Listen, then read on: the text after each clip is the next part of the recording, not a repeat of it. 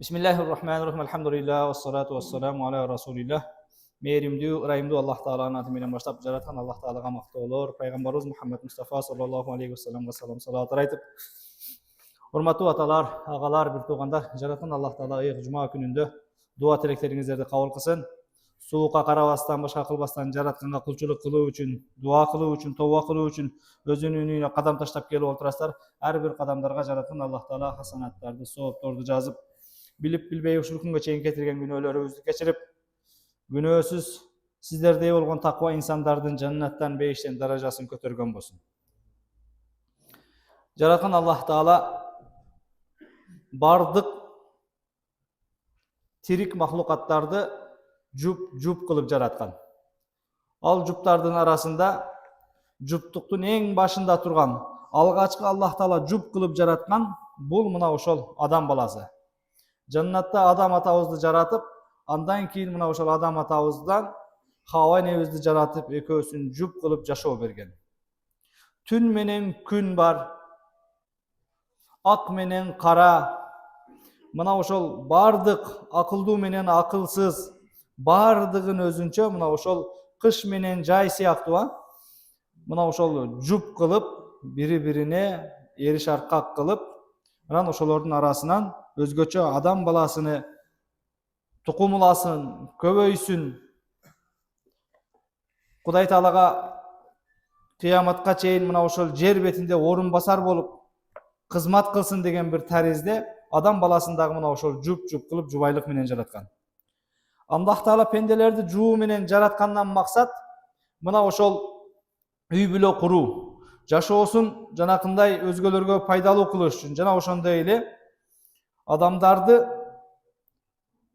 арамнан тосуш үчүн, күнөөдөн тосуш үчүн мына ошол аял эркек кылып жараткан. Анткени мына ошол жуптукта өмүр сүрүүдө тукумуланат, урук сакталат, арамнан тыйылат, нафси тыйылат, жана башка мына ошол Кудай Таалага ыраазы боло турган бир канча иштер үй бүлөлүү адамдар тарабынан, яни аял эркектин бири-бирине колдоосу аркылуу боло турган амалдардан. Аллах Таала жуп кылып жараткандан кийин мына ошол эки жупка, аялга өзүнчө, эркекке өзүнчө бир канча жоопкерчиликтерди жүктөгөн. Эркекке жүктөгөн жоопкерчилик бар, анан аялга жүктөгөн жоопкерчилик, милдеттер бар. Эркек аялынан талап кылса боло турган кээ бир укуктар бар, акылары бар. Аял күйөөсүнөн талап кылса боло турган кээ бир укук, акылары бар. Демек, бардыгыбызда бүгүн тек гана талап кылуу эмес, балким кээде менин мойнумда эмне бар деген нерсени дагы унутпашыбыз керек. Бүгүн ажырашуунун көбү, үй бүлөлөрдүн бузулуусунун көпчүлүгү мына ошол укук талап кылуудан. Менин укугум, аялым мага мону кылып бериш керек, күйөөм мага мону кылып бериш керек, мына аялдын милдети, мына күйөөдүн милдети деп бири карама каршы тараптар мына ошол нерсени талап кылып туруп алгандан. Балким мен аялыма жумшак болушум керек, мен аялыма сылык болушум керек, мен аялымды ач калтырбашым керек, мен аялымдын көңүлүн көтөрүшүм керек, же аял тараптан дагы мына ошондой бул күйөөм менин кожоюнум, мунун бир сөзү эки болбош керек, жакасына картышым керек, тукумун улашым керек деген жоопкерчилик аялдарда дагы болуш керек. Тилекке каршы бүгүн мына ошол эки тараптын бардыгы укуктарын талап кылат, бирок милдеттерин унутат. Укуктарын талап кылып, мага мону кылып беришиң керек деп айтат, бирок мен сага мону кылып беришим керек деген тараптар азыраак болгондун кесепетинен жанакы анан үй бүлөдө бир аз келишпестиктер, мына ошол бир аз келишпестиктин айынан канчалаган жанакындай тирүү жетимдер, ажырашуулар талкаланган үй бүлөлөр көбөйүп атат, урматтуу мусулман бир туугандар. Эркектин мойнундагы үй бүлө болуп, аял эркек болуп, жуп болуп жашоо баштагандан кийин эркектин мойнундагы милдеттери бул мына ошол аялга үйлөнгөн учурда кереметтүү Кур'ан Ниса сүрөсүндө айткандай: "Ва атун нисаа садуқатихинна". Аялдарыңарга мына ошол уада берип алган, никеге алып атканда адалдап алган акылары болгон мына ошол махырларын бергиле. Эркектин мойнундагы милдет никелешкенден кийин эң негизгиси мына ошол аял өзүнүн денесин багыштагандыгы үчүн бул мына ошол шариаттын тилинде махыр деп айтылынса, Ал эми биздин каада салтта үрүттө калың деп айтылат. Жана башка бир канча жанакындай süt акысы жана башка бир канча бир ушул эркек тараптан аял тарапка бериле турган нерселер бул жана бизде каадага салтка жуурулушуп кеткен. Анан бүгүн ошону дагы жанакындай эки бөлүп карап, шарияттагы махыр ал махыр, аны кыргызчага которгонго болбойт. Анан бул калың, ошого махыр башка, калың башка деп жанакы күйөө баланы двойной түшүрүп аткандар бар.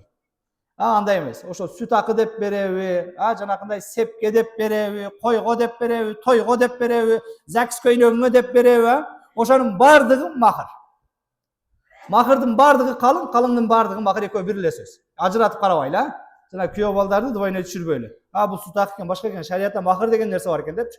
Ошол. Анан махыр шариятта ошол кыздын өзүнө берилиши керек болгондагы акча. Кээ бир жанакы дин окуп алган эжелер, карындаштар бир аз жанакы бир бетин окуп экинчи бети калып кетет да. Ал сабакка барбай калган башка болгон. Анан туура сен мага ушунча бердиң, бирок аны атама бердиң, апама бердиң.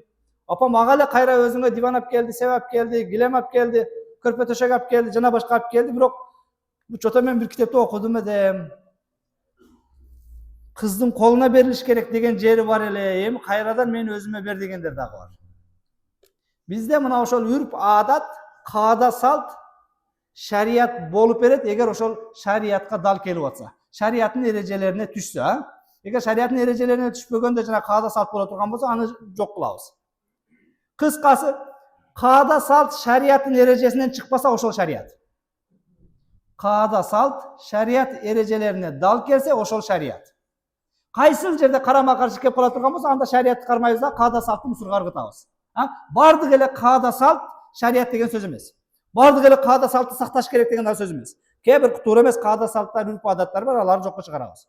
Бирок мына азыр биздеги жанакы бала тараптан кыздын үйүнө куда түшүп баруу, анан кыз тараптан ага макул болуу, анан бала тараптан кыздын ата-эне тууган ургуна акча төлөп берүү, мына ушунун бардыгы шариятка дал келет дагы, кыз албаса дагы мына ошол жанакы экинчи бир бетинде вакил деген нерсе бар, вали деген нерсе бар. Бул мына ошол жанакы араб тилинде мына ошол никелешүүдөгү кыз тараптан кызга жоопкерчиликтүү болгон, кожоюн болгон, бизде мына ошол ата-энеси башкалар, мына ошол ата-энесине берилгени кыздын колуна карматкандай эле болот.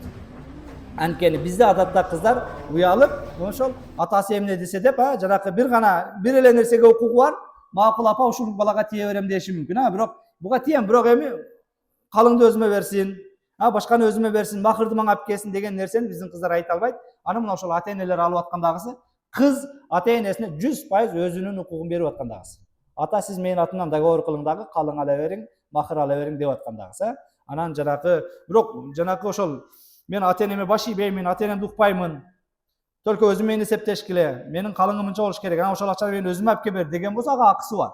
Бирок дебестен адатта биздин кыздар ошол ата-энелер эле чече беребиз, ошол кыздардын унчукпаган ошол ата-эненин жакшы тарбиясынан менин калыңымды дагы башкамды дагы атам алат, мен атамдын кызымын, атам мага кожоюн, менин тагдырымды атам чечет деп аткандагысы.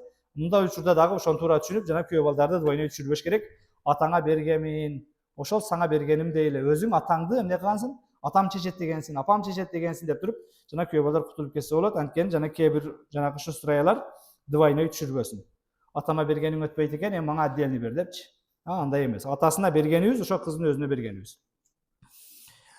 Анан жуптук болуп мына ушинтип жашоо башталгандан кийин күйөөдүн дагы жоопкерчиликтүү болгон бир милдеттеринен болгон бир милдет абалына жараша мына ошол аялды багуу.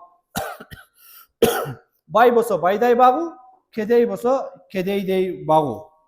Абалына жараша. Талак сүрөсүнүн 7-аятында لينفق ذو ساعة من ساعته ومن قدر عليه رزقه فلينفق مما آتاه الله. Бай дөөлөттүү кишилер бай дөөлөттүүдөй, ал эми бир аз рызкысы тартыш болгондор ошол өз абалына жараша аялын тамак аш менен камсыз кылсын дейт. وعلى المولود له رزقهن وكسوتهن بالمعروف. Жана мына ошол төрөгөн аялдарды ичиндирүү, кийиндирүү абалына жараша атанын милдети. Аскинухунна мин хайсу сакантум мин вуждикум. Талак сүрөсүнүн 6-аяты. Өзүңөрдүн турак жайыңарга кудуретиңер жеткен жерден аялдарга дагы бөлмө бергиле, жашоо бергиле дейт. Жер үйдө жашасаң, жер үйдө жашатышың керек, этажда жашасаң, этажда жашатышың керек. Сен аялсың деп туруп, аны бөлүп коюп туруп, отдельный жанагына мусорканага башкага жашатканга болбойт. Анан ошол эле учурда менин подружкам этажда жашап атат, мен дагы этажда жашайм деп аялдын дагы айтканга акысы жок, эгер күйөө жер үйдө жашап аткан болсо. Анткени кереметтүү Кур'ан айтат, өзүңөр кайсыл жерде жашаганга мүмкүнчүлүгүңөр болсо, ошол жерде жашаткыла дейт. Абалыңарга жараша дейт. Демек, жанакы эки подружка бар. Бирөөсү байга тийди, бирөөсү кедейге тийди. Бирөөсү байга тийди, бирөөсү кедейге тийди. Байга тийген эки күн биринде iPhone подарка кылып аткан болсо, башка кылып аткан болсо, машина мингизип аткан болсо, берки ошонун айынан тополоң кылып, эшеги дагы жок күйөөгө тийип алып, ажырашып кетпеш керек. Ошол берки апербегендиги менен дагы ошондой жашаганга милдеттүү, берки аперген болсо ошого дагы милдеттүү. Бай байдай, кедей кедейдей каржылаш керек. Бул мына ошол тагдыр маселеси. Ошого ыраазы болуп, ал абалын карап турмушка чыгыш керек. Күйөөгө тийип атканда эки эле нерсесине каралат. Динине, кулк мүнөзүнө. Эркектин күйөө баланын динин карайт, анан күйөөнүн жанакындай кулк мүнөзүн карайт. Эми бүгүн сал башкачараак иштеген жерин карашы мүмкүн, өкүл атасын карашы мүмкүн, дагы бир демелерге карашы мүмкүн. Паланчаны өкүл ата кылат экен деп дагы тийгендер бар да бүгүн. Шеф өкүл ата болот экен бизге депчи. Ошого мына ошол нерсени эске алыш керек. Я айюхаллазина аману ку анфусакум ва ахликум нар ва кудуха нас вал хижара. Эркектин дагы моюндагы милдеттерден ошол алган аялды кандай жашаш керек болсо ошондой жашатып, кандай жеш керек болсо ошондой жедирип, андан тышкары эми акыреттеги жоопкерчиликтен, күнөөдөн, тозоктун азабынан куткарыш дагы эркектин моюндагы милдеттер. Мына ошол намазды билбесе намаз үйрөтүү, жоолук салынбаса жоолук салдыруу, туура эмес жерде туура жакка жетелөө, башка тарбиялап адам кылып алыш бизче айтканда эркектин моюндагы милдет. Өзү алып атканда аялда да критерийлер болот. Аял алганда 4 нерсесине караш керек. Сулуулугуна караш керек, ыйманына караш керек, динине караш керек, ата тегине караш керек, байлыгына караш керек. Пайгамбар саллаллаху алейхи вассалам фазфар бизати дин тарибат ядак. Диндүүсүн, ыймандуусун тандагын, колуңуз арат дейт. Болбосом байлыгына карап алса да болот, сулуулугуна карап алса да болот, ата тегине карап тандаса да болот. Бу чиновниктердин үй бүлөсү экен деп, же болбосом бу байлардын үй бүлөсү экен деп, олигархтардын үй бүлөсү экен деп. Пайгамбар айтат, ушул 4 нерсенин бирөөсүнө карап тандасаң укугуң бар аялды дейт. Сулуулугуна, фигурасына ашык болуп алсаң да болот. Бирок сен ушул 4-өөнүн ичинен ыймандуусун, диндарын тандагын, колуңуз арат деп Пайгамбар саллаллаху алейхи вассалам айтат. Демек, мына ошентип алган аялды туура тарбиялап, ыйманга, исламга үйрөтүп алыш дагы, акыреттеги азаптардан куткарыш дагы мына ошол эркектин моюндагы милдет. Бардыгыбыздын эле алган аялыбыз жанагы 4 тарабы төп келген болуп келбейт. Бирөөсү нан жаба албайт, бирөөсү жакшы тамак пишире албайт, бирөөсү жакшы кийим кийгенди билбейт, бирөөсү жана башка намаз билбеген ошончо, Кур'ан билбеген ошончо, жоолук билбеген ошончо. Ошол кемчилдиктерди кечирип алып, ыраазы болуп, анан тарбиялап алыш эркектин моюнундагы милдеттерге кирет дейт. Биринчи милдеттерди аткарыш керек. Үйрөтүш керек, көргөзүш керек. Бүгүн жанакындай курстар бар, тамак пиширүү боюнча, башка боюнча, кийим кийүү боюнча, керек болсо жанакы өзүнө караш боюнча, маникюр, паникюр, жанакындай салон красоты бардыгынын курстарына башкасына окутуп, бирок жасанып алып жанакы ЗАГСке тойго жетелебестен, ошол кечинде мен келгенде өзүңө кара, сен даже өзүңө карагандагы билбейт экенсиң, ал карап эле жүрө бер, мага тийип алыпсың деп туруп, ошол керек болсо ошол өзүнө караганга, башкага, ошол салон красотага чейин апарып үйрөткөн эркектин моюндагы милдеттерден, урматтуу мусулман бир туугандар. Ушунун баарын аткарып, үйрөтүп, көргөзүп койгондон кийин анан талап кылыш керек. Неге сен мен келсем жыттуу отурбадың? Неге сен мен келсем сулуу отурбадың деп? Неге сен мен келсем жакшы тамак кылбадың деп, Кээ бир кайнелер бар экен, жанагы барып туруп тамакты үйрөнүп, анан кайра келип апасынын үйүнө жөнөтүп берет экен. Эми алгандан кийин тамам энди, бул ата эненин үйдөн чыкты.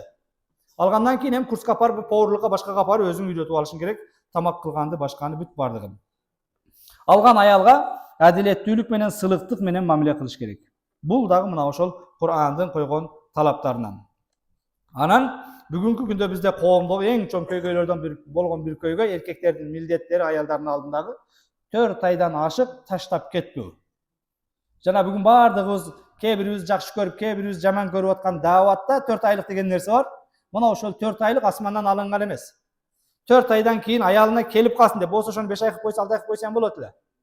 Ошо 4 айдан кийин 4 айда аялы сагынып калат деп, Ayalının akısı şariatı da oşol 4 ay, maksimum 4 ay davatta. 1 yıldığı yok. Oşol şariat. Bir hafta şariatın talabı.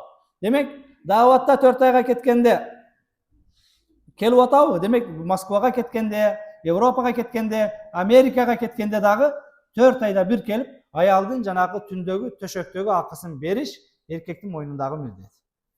İlla bir gana uçurda eğer ayal kişi mına oşol janakınday özüge özü жооп берип, чыдап турам, мүмкүнчүлүгүм бар, эми балдар менен башка менен саңа болгон бир эмне кызыгуум деле анча эмес, макул эми тириликти оңдоп алалы, портер алып алалы, бара бер деген болсо, анда bir 6 ayga 1 жылга узартып койсо болот аялдын акысы. Мына коштонукудай кылып туруп абойлорду сыйрып жаңадан абой жабыштырбасак болбой калды, бизге эскирип калды десе, ошондой учурда жарайт. Атак жөн өзүм билем, элдин катына отуруп, сен дагы отура бер, 1 жылдан кийин келем, 2 жылдан кийин келем деп, жана фураны айдап Америкага, Европага же Москвага жана башка жака кетип калган арам болбойт. Болбойт. Ошондойлордун баардыгы болбойт.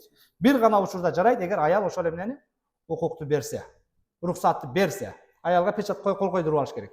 Майли мен 7-8 айга чейин эптеп турам, мен бир бала кылып иштеп кел десе. Атак кел деп турган болсо, бас деп турган болсо, 4 айдан 1 күн өткөргөнгө дагы акыңыз жок. Эркектин мойнундагы мына ошол милдеттер. Бүгүн жанагы күйөөстүр бузулуп кеттир, күйөөстүр антип кеттир, мынтип кеттир, бардыгынын себептери мына ошо 4 айдан өтүп кетип аткандагысы. Ушул 4 айдан өтүп кетип аткандагысы. Эми албетте кээде күйөөсү жанында турса дагы кылгандар болушу мүмкүн. Эми ал жанагы эмне бир сейрек кездешүүчү, бир кээ бир бузукулардын кылган иши. Бирок шарият эрежесин кайсыл бир жерден сактап алган болсок, ошол жерден күнөө башталат, ошол жерден бактысыздык, ошол жерден бузукулук башталат. Демек жанагы кайдыгер карап жүрө бербеш керек. 2 жылдап, 3 жылдап жүрүп албаш керек. 2 жылдап, 3 жылдап жүрүп албаш керек. Анан дагы мына ошол алган аялга жанагы кээ бир үзүрлүү учурларда анан шарият көрсөткөндөй бир таризде төшөктө жакындык кылыш керек. Жанагы тыюу салынган дагы учурлар бар. Мына ошол тыюу салынган учурларда аялга жакындабаш керек. Бул мына ошол үзүрлүү болуп этекти көрүп аткан учурда анан жанагы аялдын bir gana mına ошол шарият уруксат берген, табият уруксат берген гана жерине кошулуу керек. Жанагы артка авретине жана башка бир жерлерине шарият арам кылат, кошулганга болбойт. Бул дагы күйөөнүн эмне мына ошол милдеттери жана укуктары. Анан эң жаманы мына ошол аялына шарият көрсөтпөгөн жол менен кошулуу. Бул мына ошол хадисте Аллахтын жана пайгамбардын каргышына калган шарият көргөзбөгөн жол менен аялына жакындык кылгандар дейт, Кудай сактасын. Анан дагы мына ошол үй бүлө куруп турмуш узаткандан кийин Аллах Тааланын кыяматта, Кудай Тааланын асына барганда эң даражасы төмөн адам инна мин ашаррин наси индаллахи манзилатан яумал кыяма ар-риджал юфди ила имраатихи ва туфди илейхи сумма яншур сирраха. Кыяматта Кудай Тааланын асына барганда эң даражасы төмөн паскаш адам бу дүйнөдө күйөө аялы менен болуп эрте менен чыгып ошонун досторуна, башкаларга кечкурун аяшыңарды андай кылдым, мындай кылдым деп сырын ачкан адам дейт.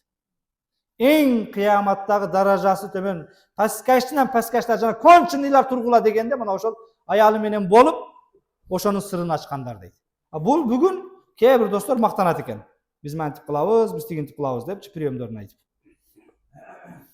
Анан үй бүлө турмуш кургандан кийин мына ошол күйөөдүн мойнундагы милдет аялдын тамак ашы, кийим кечеси, тарбиясы жана жогоруда айткан нерсенин баардыгы аялдын мойнундагы милдеттерине, күйөөнүн мойнундагы милдеттерден. Көбүрөөк милдеттерге басым жасап атканыбыз укуктарды ар ким өз талап кылып алат. Ошо милдеттерди эстен чыгарбаңыздар, укуктарды Кудай калса эстен чыгарбайсыздар. Сен катын катары муну кылышың керек, муну кылышың керек деп туруп аны наизусть жатка билесиздер анчы. Аялдын дагы мына ошол күйөөнүн алдындагы кээ бир милдеттери бар. Аллах Таала тыйбаган, Кудай тыюу салбаган иштердин бардыгында күйөөсүнө баш ийиш керек. Мен досторумдан уялып атам, жоолугуңду чеч, минивка менен жүр деген болсо, аял барбай койсо акысы бар. Мен жоолугумду чечпеймин, мен кыска кийинбейм деп. Мен досторума сени мактанышым керек, көргөзүшүм керек, жүр мен досторума аяш көрдүк берем, столдо төрдө отуруп бер, манюкен болуп десе, барбай койгонго акысы бар, мен чоошун эркектердин алдында отурбайм деп. Жана башка арак иштеген болсо, башка деген болсо, жана башка ошо бир канча иштер бар. Ошо шарият инкар кылган. Ошол иштерде күйөөсүнө баш ийбей койсо болот. Бирок калган иштердин бардыгына күйөөнө баш ийүү макул болуу бул аялдын мойнундагы милдеттерден. الرجال قوامون على النساء بما فضل الله بعضهم على بعض وبما أنفقوا من أموالهم فالصالحات قانتات حافظات للغيب بما حفظ الله. Erkekler öz ayalları üstünün jetekçi, şef деген söz. Antkeni erkekler mına oşol ayallarını janakı darajasынан бийик болгондугу үчүн erkekler ayaldарын үй бүлөсүн, мал мүлктөрүн сактап баккандыгы үчүн.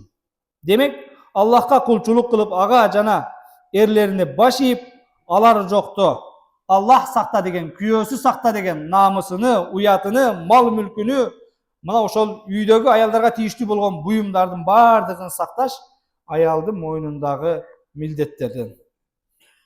Демек, сактоочу эң жакшы аялдар булар мына ошол күйөөсү тараптан аманат болгон бала чаканы, мал мүлктү, анан Аллах Таала тарабынан айтылган намыс жана башка нерселерди сактоочу аялдар булар эң жакшы аялдар. Аялдар күйөөсүнүн үйүндө мына ошол аялдарга тиешелүү болгон, анан ошол өзүнө тиешелүү болгон бир канча күйөөсүнүн акы болгон нерселерде жоопкер, бала тарбиясында, бала төрөөдө, уятын, намысын сактоодо ушул нерселерде аялдар дагы абайлаш керек, сакташ керек. Күйөөнүн үйүнөн күйөөсүнүн уруксаты жок чыкканга болбойт. Эркектер арасында үнүн бийик көтөрүп сүйлөгөнгө болбойт. Башка эркектер менен бир зданияда башкада бир эмне жалгыз калганга болбойт. Кандай гана жумуштун түрү болбосун, эгер жалгыз эле бир аял иштеш турган боло турган болсо, ошол жерде иштегенге болбойт. Ал бухгалтер болобу, менеджер болобу, жана башка кайсыл гана жумуш болбосун, жалгыз эркектер менен бир эле аялга жанакындай вакансия бар боло турган болсо, ошол жерде мужской кылып коюш керек дагы, аял жалгыз эркектердин арасында иштебеш керек. Эгер иштей турган болсо, мына ошол эмне, жанакындай бир ачык бир зданияда аял эркек аралашкан жерлерде, алар менен мына ошол жумуш маселесинде гана бир сүйлөшүп, ашыкча бир алар менен эркелешип, анан жанакындай жаңы жылдарда корпоративтерге кетип калбаш керек. Бардыгы арам.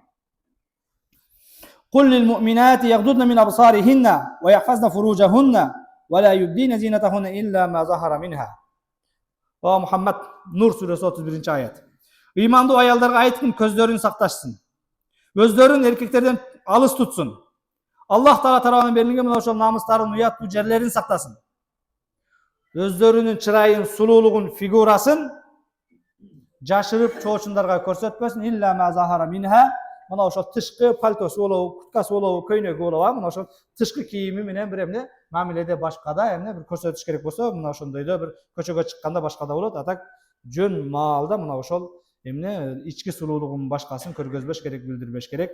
Бул эми урматтуу мусулман бир туугандар, жанакы кайдыгер карабастан мына ушундай сабактар болуп атканда, маселе болуп атканда, жанакы машалла жакшы маселе болуп атат дебестен, ушул айтылып аткан эрежелер биздин үй бүлөдө, менин аялымда, менин карындашымда, менин кызымда, менин неберемде сакталып атабы деп сәл мындай таразага салып отуруңуздар, жөн эле отура бербестен. Аз кааласак, кудай кааласа 10 минутта бүтөт, 8 минуттан кийин. Анан дагы мурдакыдай жашооду уланта беребиз. Аз жок дегенде мына эскертип атканда, айтып атканда, какшап атканда, мына ушул бир мындай неме өткөрүп, мындай лентадан бир өткөрүп коюңуздар. Бул чоочундар менен корпоративке барса болбойт экен да. Бу айыштар менен бийлесе болбойт экен деп мындай айтып атканда элестетип отуруңуздар, Аялдар дагы көзүн сактасын дейт. Аялдар дагы, биз адатта эркектерди көзүн сакта, аялдарды караба дей беребиз. Адатта аялдар дагы көзүн сакташ керек. Кереметтүү Кур'ан Нур сүрөсү 31 аят. Күйөөсүнө жумшак болуу, жакшы мамиледе болуу, кыймыл аракетинде болсун, жана башка жумшаган жумушунда, ишинде болсун, мына ошол күйөөсүнүн айткандарын кынтыксыз, сылыктык менен, жумшактык менен аткаруу аялдын мойнундагы милдеттерден. Бакара сүрөсүнүн 228 аяты: "Валахунна мислуллази алейхинна бил ма'руф вал риджали алейхинна даража." Жакшы иштерде аялдар эрлердин алдында милдеттери бар. Мына ошол милдеттери болгондой эле укуктары дагы бар. Ал эми эркектер аялдардан бир тепкич жогору даражалуу дейт. Даражалуу болгон эркектерге аялдар жумшак болуш керек, сылык болуш керек. Мына ошол кожоюн катары сезиш керек.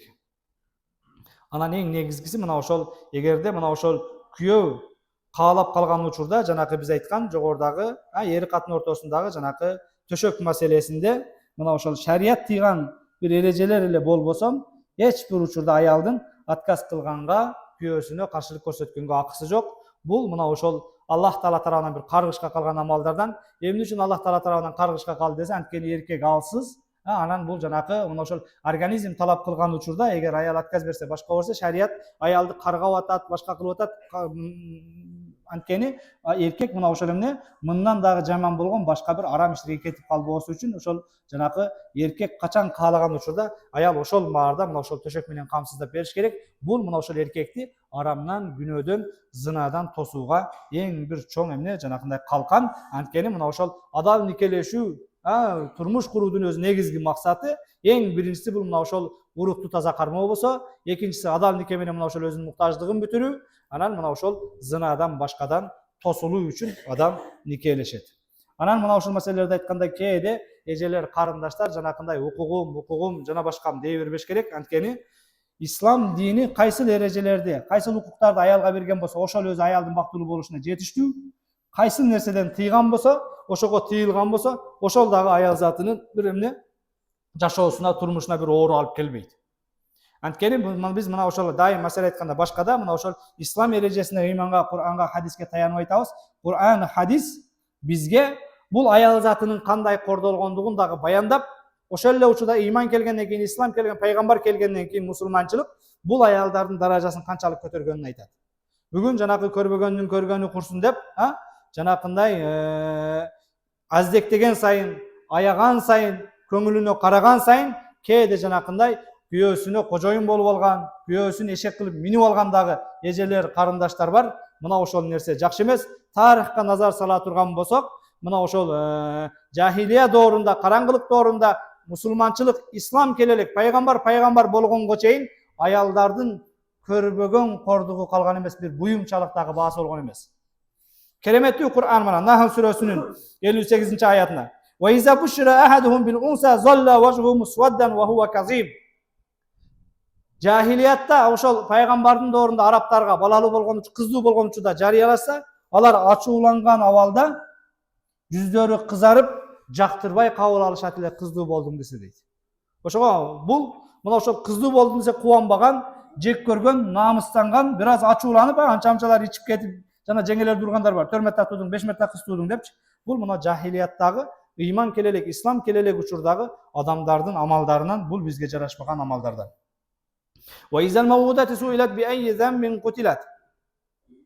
Takvir сүрөсүндө Аллах Таала айтат: ар бир төрөлүп, атасы тарабынан, акасы тарабынан өлтүрүлгөн кыздар эртең кыяматта би ayyi dhanbin qutilat, кайсы күнөөң үчүн атаң сени өлтүрүп салды деп суралат дейт.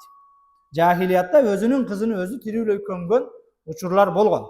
Кереметтүү Кур'ан ошону айтат.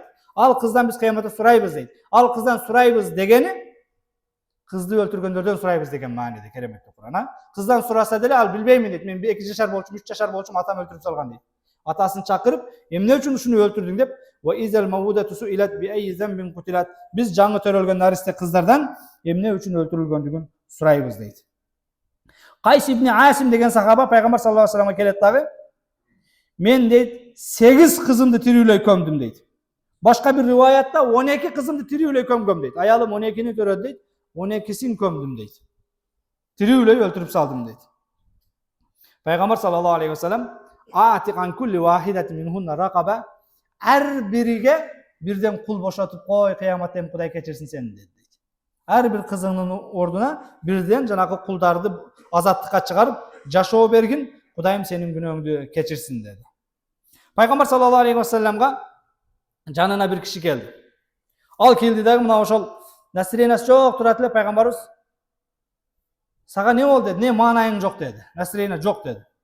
Жанагы сахаба айтты: "Я Расулаллах, инни азнабту занбан фил жахилия." Мен жахилиятта бир күнөө кылганмын, Кудай Тааладан коркомун, мусулманчылыкты кабыл кылсам деле, азыр бүгүн ыйманга келсем деле, Кудай мени кыяматта кечирбесе керек дейт. Пайгамбар саллаллаху алейхи вассалам: "Ахбирни ан залик." Не кылган эдиң, мага айтып берчи десе, "Я Расулаллах, аялым мага кыз төрөп берди" дейт. Аябай бир чырайлуу, жылдыздуу кыз төрөдү дейт. Кыз жанагындай жолго жүрүп калган учурда аялыма айттым дейт: "Кийинтип берчи, мен муну бир тайкелерине, туугандарына апарып ойнотуп келейин" дедим дейт. Апасы менин муну кайда апарып жатканымды билсе дагы, унчукпастан макул болуп кийинтип берди дейт. Kızımды жетелеп алып баратын дейт. Атеке деп дейт, жанагы путум арасынан өтүп ойноп барат дейт. Бир жерде мына ошол чукур казылган кудукка жеткен учурда, кудуктун жанына барып кызымды түртүп берейин деген учурумда, кызым кудукка карады дагы ыйлап жүгөрдү дейт. Я абати, ай шейин туриду ан таф'ал бих.